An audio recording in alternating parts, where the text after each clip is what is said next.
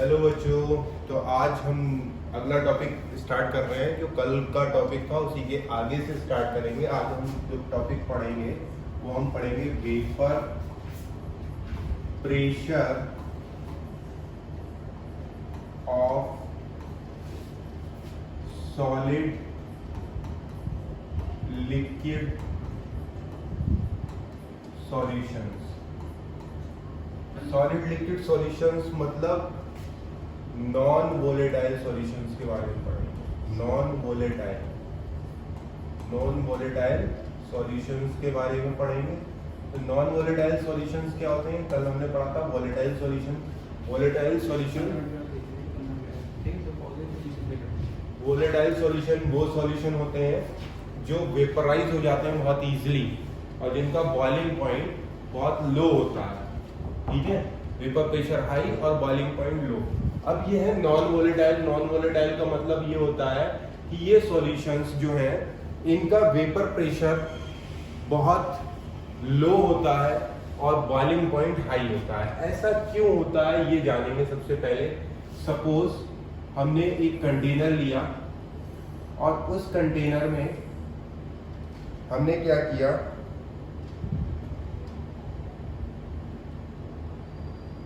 एक लिक्विड ले लिया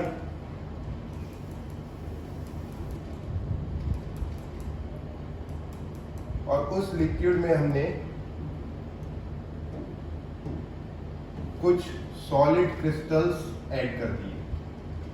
सॉलिड क्रिस्टल्स, तो सॉलिड जो होते हैं सॉलिड क्रिस्टल्स, सपोज हमने शुगर ऐड कर दी या सॉल्ट ऐड कर दिया, ये उस स्पेस को ऑक्युपाई करते हैं जो लिक्विड के पार्टिकल के बीच में स्पेसेस होते हैं, उनको ऑक्युपाई करते हैं।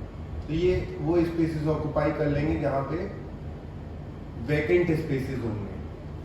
अब अगर हम इस सॉल्यूशन को हीट करते हैं तो केवल लिक्विड जो होंगे वही वेपोराइज होंगे। ये लिक्विड पार्टिकल ही वेपोराइज होंगे। ये जो सॉलिड हमने डिसॉल्व किया तो ये वेपोराइज नहीं होगा। जैसे आप ओशियन वाटर को अगर वेपोराइज करेंगे, हीट करेंगे, तो उसमें वाटर तो वेपोराइज हो जाएगा लेकिन सॉल्ट वहीं का वहीं रहेगा। तो ओशियन वाटर जब हम सॉल्ट निकालते हैं ना तो ऐसे ही निकालते हैं, हम उसको एक बड़े बड़े पैंस में इकट्ठा कर देते हैं और वेपोराइज होने देते हैं वाटर। तो वाटर वेपोराइज हो जाता है, सॉल्ट वहीं रह जाता है। तो इसका मतलब क्या है, सॉल्यूशन जो है हमारे पास, जो सॉल्यूशन हमने लिया है इसमें दो कंपोनेंट होते हैं। एक होता है सॉल्यूट और दूसरा होता है सॉल्वेंट। तो यहाँ पे जो हमने कंपोनेंट लिए हैं सॉल्यूट जो लिया है वो सॉलिड फेस में लिया है, सॉलिड फेस में, और सॉल्वेंट हमने लिया लिक्विड फेस में। ठीक है, फॉर एग्जाम्पल सॉलिड हमने सॉल्ट ले लिया या शुगर ले लिया, जो भी है, ये हमारा शुगर भी हो सकता है, ये भी सॉलिड होती है, और सॉल्ट भी हो सकता है। ठीक है, और लिक्विड हमारे पास क्या है, वाटर है। तो वेपोराइज अगर हम हीट करेंगे तो क्या वेपोराइज होगा, सिर्फ वाटर ही वेपोराइज होगा, सॉलिड वेपोराइज नहीं होंगे। ठीक है, शुगर या सॉल्ट वेपोराइज नहीं होंगे। तो इसका मतलब वेपर प्रेशर किसका हुआ, केवल लिक्विड का हुआ, यानी केवल लिक्विड वेपोराइज हो रहा है। तो केवल एक ही कंपोनेंट जब वेपोराइज होगा सॉल्यूशन में तो वेपर प्रेशर कम हो जाएंगे। तो इसलिए वेपर प्रेशर इन सॉल्यूशंस के कम होते हैं और बॉइलिंग पॉइंट हाई होता है। तो नॉन वोलेटाइल सॉल्यूशंस क्या हो गए, देखिए नॉन वोलेटाइल सॉल्यूशंस क्या हो गए, which have low vapour pressure but high boiling point, इनको हम कहते हैं नॉन वोलेटाइल सॉल्यूशन। और दूसरा हम क्या कर सकते हैं, दूसरा पॉइंट, एक पॉइंट तो ये हो गया नॉन वोलेटाइल के लिए, दूसरा पॉइंट क्या आ गया, only the solvent means liquid, solvent means liquid particles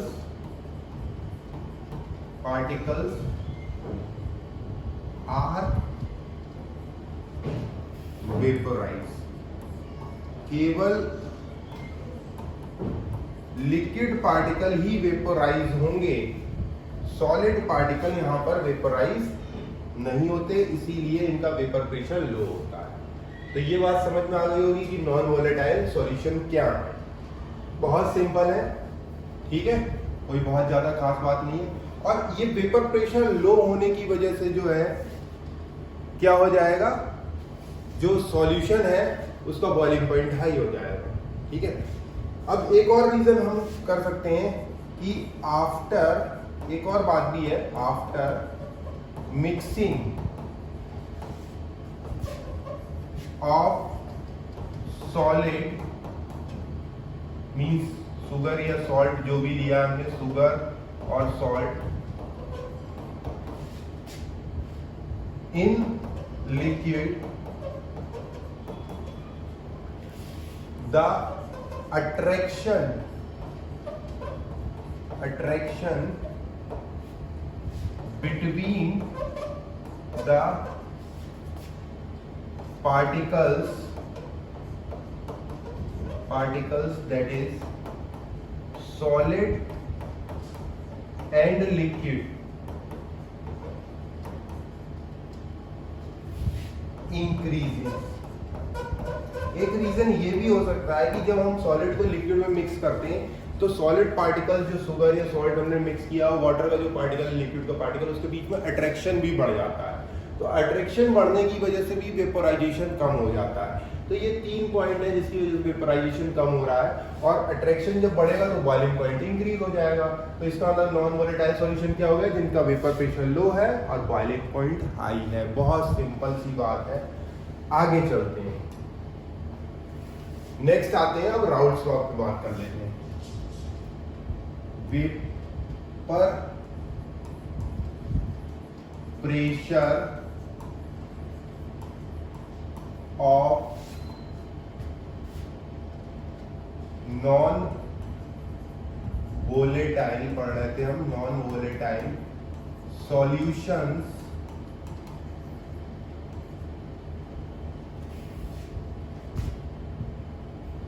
और राउल्ट्स लॉ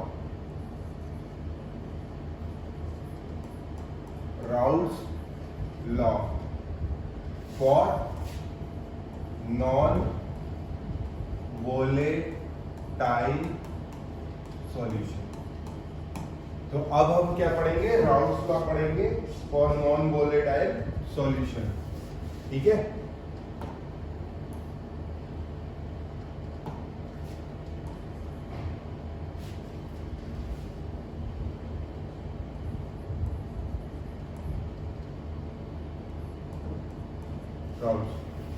राउल्ट्स लॉ क्या कहता है, ये देख लेते हैं जरा, ध्यान दीजिएगा इधर।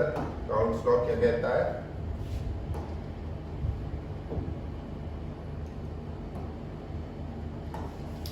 देखिए सॉल्यूशन जो है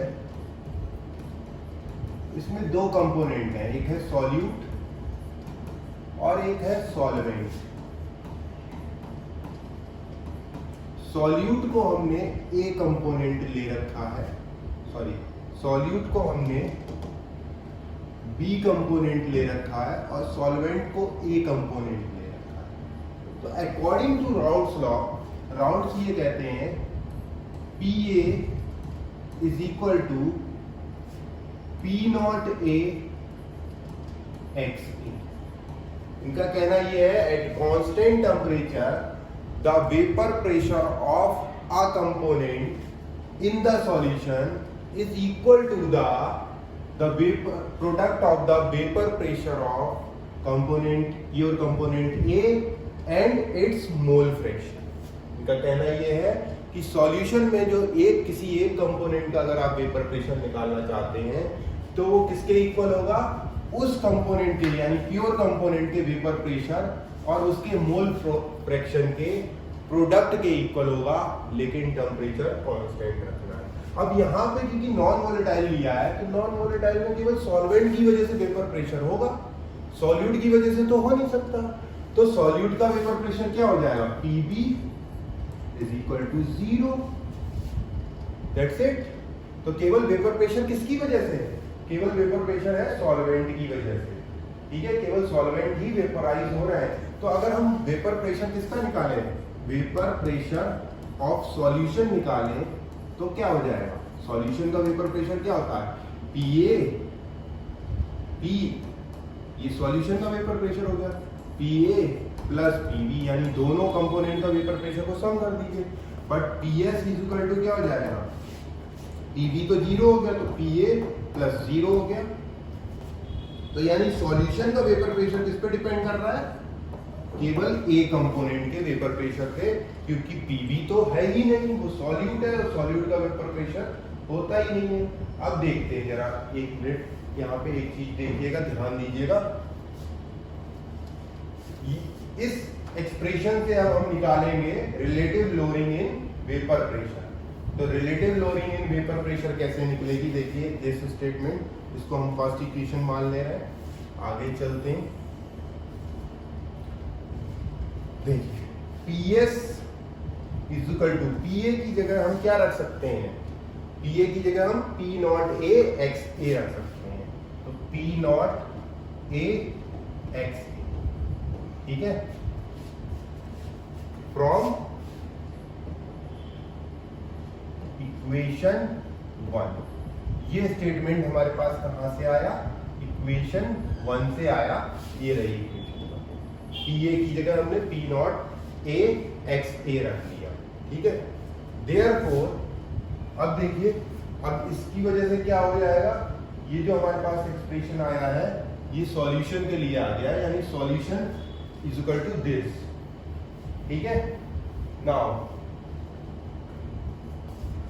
XA को यहीं रहने देते हैं और P नॉट A को इधर ले आते हैं, तो XA इज इक्वल टू हो जाएगा PS upon P not A, ठीक है। Now subtracting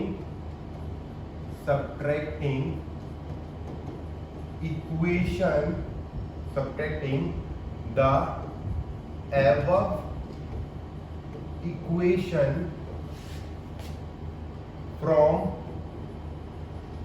1 on both side, दोनों तरफ हम 1 से सब्ट्रैक्ट कर देते हैं तो उससे कोई फर्क नहीं पड़ेगा जब दोनों तरफ करेंगे। तो 1 माइनस XA कर देंगे, 1 में से XA को सब्ट्रैक्ट कर दिया, और 1 minus PS upon P not. PS क्या है, वेपर प्रेशर है सॉल्यूशन का, और P नॉट A क्या है, वेपर प्रेशर है सिंगल कंपोनेंट यानी सॉल्वेंट का। अब देखिए 1 माइनस XA, अगर हम मोल फ्रैक्शन की बात करें तो 1 माइनस XA XB के इक्वल होता है, ठीक है। और ये हो जाएगा हमारे पास, हमने P नॉट A ले लिया कॉमन, तो P नॉट A आ जाएगा माइनस PS आ जाएगा। भाई 1 के नीचे कुछ नहीं है, तो 1 की मल्टीप्लाई P नॉट A, तो P नॉट A की मल्टीप्लाई 1 से हुई, तो ये आ गया। P नॉट A से P not A cancel, PS बचा, ठीक है। यहाँ लिख दे रहे हैं since 1 minus XA is equal to XB, ठीक है। तो ये हमारे पास एक एक्सप्रेशन आ गया कि मोल फ्रैक्शन जो है सॉल्यूट का यानी B कंपोनेंट का इसके इक्वल होता है vapour pressure of A component को में से सॉल्यूशन के वेपर प्रेशर को सब्ट्रैक्ट कर दीजिए और A कंपोनेंट के वेपर प्रेशर से डिवाइड कर दीजिए, तो हमारे पास मोल फ्रैक्शन आ जाएंगे B कंपोनेंट के। अब देखिए P नॉट A बड़ा होगा, क्यों, क्योंकि वो प्योर कंपोनेंट का वेपर प्रेशर है, केवल वाटर का है, वाटर तेजी से इवोपरेट होगा। और PS जो है वो 2 कंपोनेंट का वेपर प्रेशर है, जिसमें से एक हो ही नहीं रहा है वेपराइज और एक हो रहा है, तो जो नहीं हो रहा है वो दूसरे को भी रोक रहा है वेपराइज होने से, इसीलिए वेपर प्रेशर लो हो गया है सॉल्यूशन का, ठीक है। और इस टर्म को अगर हम देखें, जो हमारे पास ये टर्म आई, ये हमारे पास आ गया एक फॉर्मूला सॉल्यूट निकालने के लिए। एक टर्म आई है हमारे पास P not A minus PS upon P not. तो दिस इज कॉल्ड, इस टर्म को हम क्या कहते हैं, इसको कहते हैं RLBP, यानी relative lowering in vapour pressure. तो ये हमारे पास relative lowering in vapour pressure आ गया कि वेपर प्रेशर में लोअरिंग क्यों आई है, कमी क्यों आई है। तो इसलिए आई क्योंकि सॉल्यूट पार्टिकल वेपराइज नहीं हो रहा है। अब क्योंकि देखो एक ही कंपोनेंट वेपराइज हो रहा है, तो इसलिए जो ग्राफ आएगा उसको जरा ध्यान से देख लेते हैं। ग्राफ जो आएगा, क्या आएगा ग्राफ?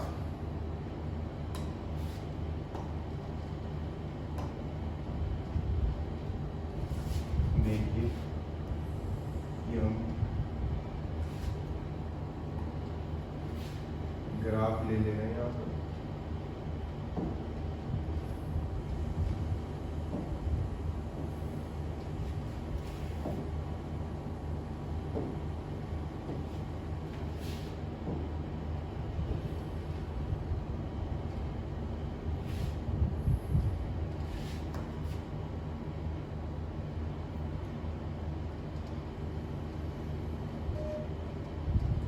ग्राफ में स्ट्रेट लाइन आएगी, जब हम ग्राफ बनाएंगे तो स्ट्रेट लाइन आएगी, क्योंकि एक ही कंपोनेंट स्ट्रेट लाइन हमारे पिछले वाले ग्राफ में भी स्ट्रेट लाइन आ रही थी,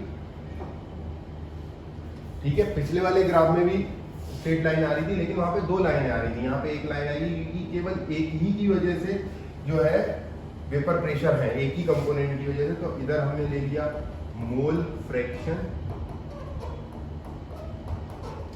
इधर हमने मोल फ्रैक्शन ले लिया, और इधर हमने वेपर प्रेशर ले लिया। तो ये आ गया हमारे पास ग्राफ। आई थिंक, मैं समझता हूँ आप लोग ये समझ गए होंगे कि नॉन वोलेटाइल जो सॉल्यूशन होते हैं उनका वेपर प्रेशर किस तरीके से रहता है, ठीक है। अब नेक्स्ट जो है टर्म, जो नेक्स्ट हम पढ़ेंगे वो बहुत ही इंपॉर्टेंट होने जा रहा है topic, that is called ideal and non ideal solution. तो अभी हमने कल पढ़ा था वोलेटाइल सॉल्यूशन, आज पढ़ लिया नॉन वोलेटाइल सॉल्यूशन। अब आगे चलते हैं इसके नेक्स्ट। Thank you.